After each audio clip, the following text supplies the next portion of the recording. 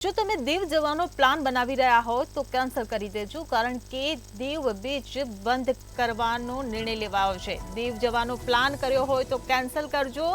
દીવના તમામ બીચને 1 જૂનથી બંધ કરાયા છે। તો નાહવા અને હરવા ફરવાનો મનાઈનો તંત્રનો આદેશ છે।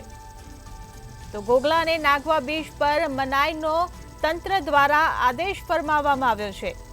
ત્યારે દરિયાના મોજામાં કરંટ હોવાથી અકસ્માત નિવારવા માટે આ મહત્વનો તંત્ર દ્વારા નિર્ણય લેવામાં આવ્યો છે।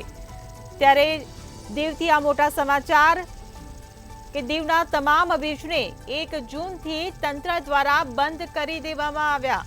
તો નાહવા અને હરવા ફરવાનો તંત્ર દ્વારા મનાઈનો આદેશ આપવામાં આવ્યો છે।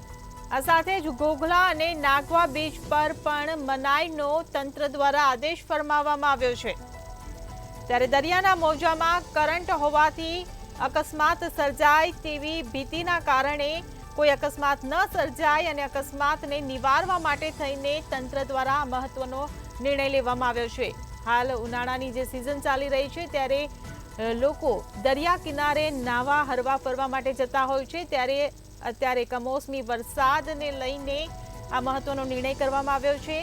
દરિયાના જે મોજા માં કરંટ હોવાથી આ મહત્વનો નિર્ણય લેવામાં આવ્યો છે।